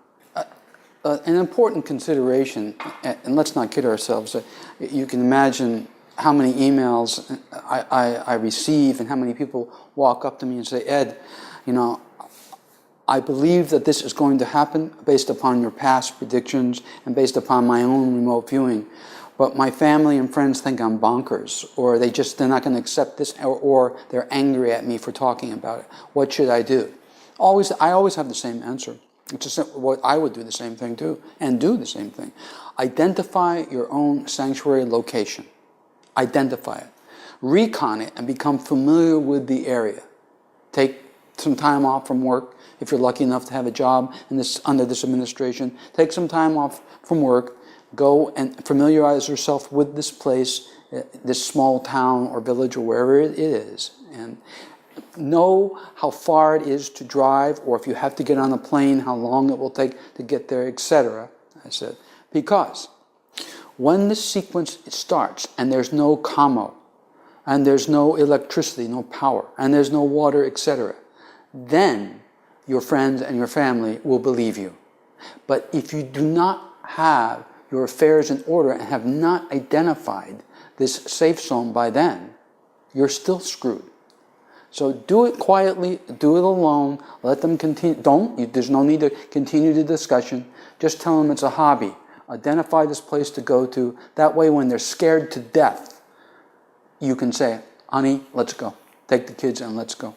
Call your brother or sister later, when we get there, and if you can call at all, or tell them where we are going so they can come too. Do that. In my career, I was a science and technology intelligence officer, so I've had a career briefing and working with some of the best scientists and engineers in the world, especially in my own country, too. And I've seen skepticism in all fields, so I'm perfect. It's easy to understand skeptics, and frankly, if I were not a remote viewer, and Ed Dames or somebody like me came up to me and told me about this, I wouldn't believe him. How could you? This thing is so disastrous to even think about. Why even think about it? You know, you don't want to hear stuff like this. The world's a difficult, some places, many places, grim enough place to live now. Who wants to hear about the end of days and being fried by El Sol? So I'm perfectly sympathetic with the skeptics. There's an additional point that I really need to make. I really need to make this because there's so much confusion in the public eye about remote viewing and remote viewing predictions compared with the end of the world type of prognostications that we see all over the place too. We're not saying, as professional remote viewers, that the Killshot sequence is the end of the world. We're saying it's the end of life on Earth as we know it, probably, but it's not the end of the world. There are still going to be humans alive on this planet that are going to have to rebuild after the sun goes back to normal, which it will. We don't know how long that will be. Near-future predictions will continue to be provided by Major Ed Dames as we approach the kill shot, including upcoming disease outbreaks, natural disasters, and economic changes. As these precursor events arise, Ed Dames and his team will be there, looking over the horizon of time, revealing safe havens, and providing warning to all who will listen.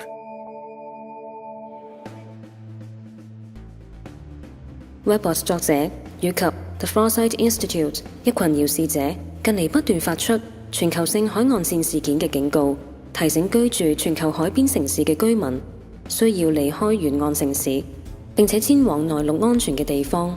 若果全球性海岸線事件如期咁發生，作為居住喺沿岸城市嘅人就需要往內地長期咁生活落去。故此，有好多生存小智慧係必須認知。其中，當一個人身處喺一個陌生嘅國內城市，人生路不熟，其實只要有一部提供到上網流動數據嘅智能手機，就可以帶嚟極大嘅方便同幫助。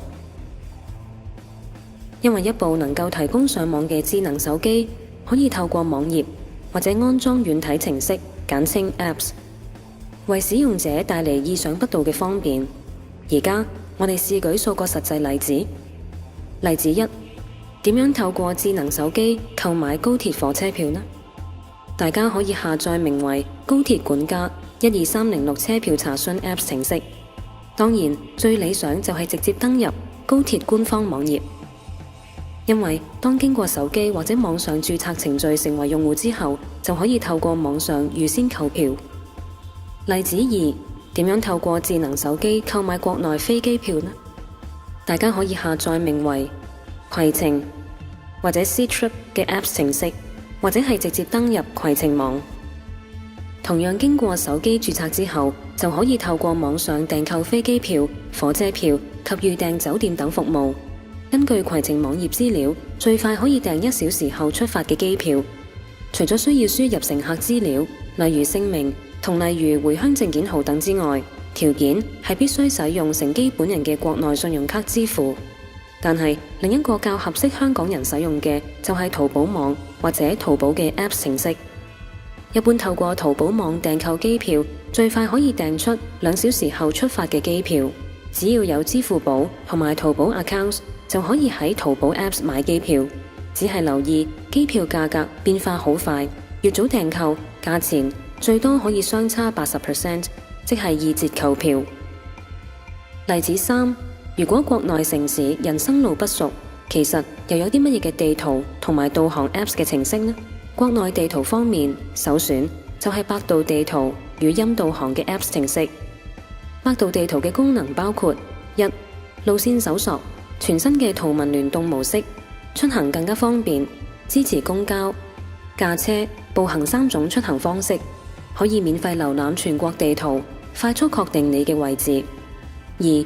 附近搜索資訊歸類，快速查找生活分類資訊，唔單止可以搜索地點、公交、地鐵等出行資訊，亦都可以搜索周邊餐館、酒店、銀行、醫療等各種生活嘅資訊。3. 導航全面升級，新增夜間投影模式同埋橫屏導航，自駕出行更加容易。4. 語音導航配額使用 GPS 定位服務。5. 更加重要，呢個係一個免費嘅導航地圖。至於另一個能夠提供更理想導航嘅 Apps 程式，就係高德導航。佢能夠提供更容易、方便及卓越功能，嚟作為導航系統使用，但係價格需要港幣58蚊。另一個係海納德移動導航系統路況版，價格需要港幣123蚊。例子4，關於喺國內生活周邊嘅資訊上，非常值得介紹一個稱為百姓網嘅 App 程式，或者係直接進入百姓網嘅網頁。此外，仲有另外2個網頁，就係58同城網同埋趕集網。喺百姓網同埋其餘2個網頁，能夠提供身處最就近嘅城市裏面最簡單方便嘅買賣二手物品、二手車、租房、找工作嘅免費應用。喺百姓網，讓你便捷查找二手物品，包括手機、汽車、租房、買房、寵物、搬家、維修等各類交易及生活服務資訊。其中喺呢一啲網頁裏面，大家可以輕易揾到一啲租車服務，包括一啲10座位以下嘅麵包車租車，平均日租價錢只係人民幣90蚊，月租人民幣2800蚊。呢啲眾多代步嘅最佳方案，抵押金一般係人民幣1000蚊以上，視乎汽車嘅新舊程度。當然亦都可以喺呢一啲網頁裏面輕易購買到一種名為6驅電動車或者6元電動車，提供有2輪、3輪及4輪系列，售價只係人民幣1600至3300蚊。呢一啲充電電動車唔需要國內駕駛執照，但係唔能夠喺高速公路上行駛，最高時速只係30公里，行駛距離大約50公里就需要再次充電。事實上喺國內亦都唔難尋找到一啲二手嘅電動車，售價亦都只係大約人民幣600蚊，但係只係二手電動車嘅充電池或者稱電瓶，壽命只有3年，更換一個全新嘅電瓶就需要人民幣450至1000蚊。此外，只係有一點極需要鄭重提醒大家，呢一啲網頁只係一個交易及生活資訊平台，當中嘅資訊雖然極具參考價值，但係其中嘅個人保安及安全問題，使用者必須分外提高警覺，免得被不法分子有機可乘。因此，百姓網嘅保護機制仲遠遠不及淘寶網咁完善，所以喺國內生活嘅時候，個人安全意識係需要分外為意。無論如何，為住全球性海岸線事件嘅預備，越係豐富嘅知識，越係助己助人。好啦，咁喺感言嘅時候呢，有一點我想同大家去分享嘅。其實有一樣嘅事實啦，我想俾大家去理解，即係關於呢一個嘅 AppDam 佢呢個 Remote Viewer 一啲嘅資料嘅。嗱，我哋今次呢篇信息去分享嘅原因呢，就係因為事實上我哋已經喺嗰個時態啦，喺嗰個時間啦。但另一樣嘢呢，我哋真係可以從佢身上去學嘅係乜嘢呢？就係你有冇留意就係點解 AppDam 呢？佢哋 Remote Viewer 又是呢個嘅 AppDam 添啦嚇，點解佢咁清楚可以慢慢知道嗰樣事件嘅約略嘅時間性啦、嚴重性啦、佢嘅性質啦嚇，而並且佢就係一次又一次，你發覺佢係好準確嘅，因為裏邊有講到關於311嘅呢啲嘅事件啦，講到關於佢之前講到關於非洲呢一啲嘅變種嘅呢啲嘅細菌啦，講到好多唔同雜不楞呢啲嘅內容，點解一次又一次佢能夠咁準確呢？其實我相信係嚟自最尾佢講嗰7分鐘咧，俾你理解咧。其實個秘密其實同我哋一樣啊。其實點解我哋教會神係俾咁多嘅啟示啊，咁多嘅恩賜啊，咁多呢啲嘅祝福我哋，甚至而家最近呢幾年神俾咁多嘅預言教導我哋咧，原因係咁嘅。原因就係話咧，其實 Adam 咧喺我所發現嘅關於咧同神交換個律嘅秘密當中咧，佢做咗一樣嘢，就係我哋而家不嬲做開嘅咁多樣嘢當中，佢做咗其中一樣嘢。就係乜嘢咧？我舉個簡單嘅例子，其實你有冇諗過就係一樣嘢，就係點解神去將某一啲嘢俾我哋教會咧，係佢從來唔會俾其他教會嘅。譬如好似我哋教會當中，其中好多人都羨慕就係我哋嘅合一啊，好多好嘅弟兄姊妹好委身啊，好尊重領袖喺我哋呢間教會裏邊嘅咧。啊，點解咁啱又喺我哋嘅教會咧？又或者點解我哋教會會有咁多嘅呢一啲嘅教導，咁多嘅呢啲嘅恩賜？點解咧？其實個秘密就係因為我哋會做一啲嘢係人哋唔做啊嘛，明唔明啊？所以我哋咪擁有一啲嘢咯。其實換句話講，神點解將嗰啲嘢俾我哋咧？因為原因就係我哋先至肯承擔嗰種嘅代價同埋痛苦啊嘛。就好似 Adam 咁，你知唔知佢嗰種痛苦，佢嗰種吃力啊？喺早成10幾20年前開始去提醒人哋留意 Killshot 啊，佢一有呢啲嘅資料啊，就肯同人講啊。呢個咪就係交換個律咯，因為佢肯將呢啲嘢講俾人聽，去警告人哋，所以佢恩賜上面，神點都一定要按住呢個交換個律去祝福佢哋，能夠佢 remote seeing 嘅時候可以睇到呢啲嘢噶。弟兄姊妹，點解我哋擁有我哋而家有嘅恩賜啊？因為原因我哋願意警告人咯，我哋願意去預備咯。但係你知唔知預備同埋警告人冇痛苦噶？唔需要付代價噶，你淨係睇 Adam 一個咁樣嘅外邦人，佢付嘅代價係乜嘢？弟兄姊妹，你睇到譬如好似我哋開始講2012信息，由2009年開始講，去到2010年啦，去到2011年啦，你發覺我哋講嘅嘢唔單止開始越嚟越準啦，並且係世界性嘅。哇！去到2012，去到2013，你發覺根本我哋嘅主日信息，你根本已經係一個典範啊！就係我哋講嘅，直情係國際性嘅，先知都唔能夠講到嘅，就係我哋講到好仔細、事件性、時間性都吻合我哋主日。根本可能有啲半年前或者有啲3個月前錄嘅主日，我哋講完之後就 match 翻嗰個禮拜發生嘅事件。你明唔明啊？你唔見我哋今日係一年接一年，我哋神所俾我哋嘅呢一個級數係進步咗嘅，係咪？點解啊？因為我哋做一啲嘢係人哋唔做啊嘛。係乜嘢啊？就係我哋願意去警告人，而我哋願意承擔警告人同埋預備，甚至為人預備嘅代價同埋痛苦啊嘛。你知唔知道啊？所以你會睇到一啲人，佢哋唔願意警告人噶，甚至你會睇到佢仲中意就係扮勁，唔單止唔警告人，人哋警告人啦，佢仲中意同人柴台啊，去倒米啊。你嗰啲人會點喺神嘅面前？嗱，就我又舉個簡單嘅例子，咁你會明白嗰啲人喺神嘅面前係點。其實譬如舉一個例，有一粒嘅黑色類似糖嘅物件咁樣啦嚇，咁呢粒黑色嘅物件啊嚇，咁啊於是乎咧，你可以見到呢粒糖嘅時候咧，你可以食咗佢嚇，你可以唔食，係咪？嗱，但係問題就係咁啦，問題就係話，當我見到呢粒糖，而我知道就係呢粒糖咧，你唔食咧就冇損失嘅，但係食咗之後咧，我發覺有90%機會咧，其實係粒老鼠藥嚟嘅。我意思係90%機會，即係話你食咗咧，就有90%機會死嘅。咁所以我會同你講話，我相信咧，你面對呢次選手好啲啦，因為咧，咁可能你會死嘅，直情嚇。另一個人啦，佢話我唔係好相信啊，你一定要食啊嚇，你唔食你錯失咗個糖嘅好味啊嘛，係咪啊？而我講俾你聽，呢粒糖就係唔為災難預備咯。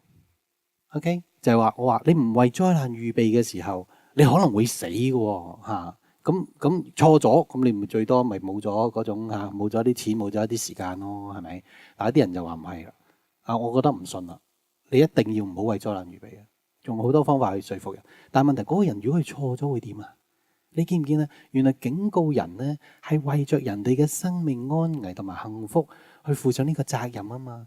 但係嗰啲呢根本乜嘢都唔清楚，亂咁噏嗰啲人。嗰啲人係根本連自己講嘅嘢都唔會為自己講嘅負責啊！你知唔知啦？所以變咗就好似一粒糖咁，你唔知不明來歷嘅，你食咗有90%機會死嘅話，點解你仲可以有人會做出一啲咁即係可以話逆天行事嘅事咧？就係去鼓勵人去食一粒可能90%會係食死人嘅糖咧嚇！就好似而家我哋睇到，而家譬如好似我哋所警告你嘅，你睇到我呢幾年點解越嚟越準確咧？因為我哋所警告嘅係真實，神去回應我哋咯。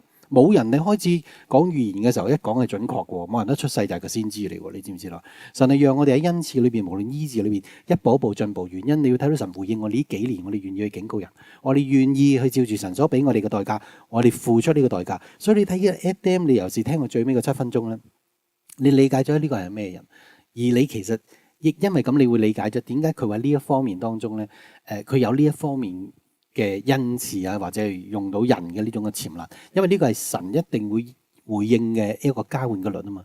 所以你睇到你又講翻我哋教會啦，其實點解神會俾一啲嘢我哋教會係絕對佢唔會俾任何其他教會咯？就係嗰句啦，就係有啲嘢係我哋一定會做，而其他教會係絕對唔會做嘅。就好似知道呢個信息嘅時候，我哋會願意講出嚟啦，我哋願意承擔呢種痛苦啦，呢種嘅代價啦。其他教會幾難啊，明唔明啊？佢聽咗之後，最多佢自己走，佢靜雞雞走，佢免得佢講咗出嚟嘅時候要付呢個代價。你會睇到好多人佢唔願意付呢種嘅責任。但係佢又希望得呢種祝福喎，咁喺神嘅家裏面有冇啲咁嘅事呢？其實係冇啲咁嘅事嘅。所以我想你知道弟兄姊妹係其實喺咁多年當中，其中一個嘅原則就係因為負責任嘅緣故，因為真係有一啲嘢錯咗之後呢，係人哋會死嘅。所以你有啲警告，你會睇到我哋用寧可信其有嘅方式去準備。但係呢種嘅做法，如果你因為嚟自愛人，因為你願意為人哋嘅生命財產去願意負呢個責任而做嘅話呢，咁你就喺神嘅面前，你交換咗呢一種嘅祝福啦。好，咁最尾咧，我哋每一個人都同3個人講，我願意承擔呢個守望者嘅責任。Amen， Amen， Amen， Amen， 感謝主。好，咁最尾我哋學到任何嘢咧，我哋一齊歡呼鼓掌，多謝神啦！感謝主，Amen。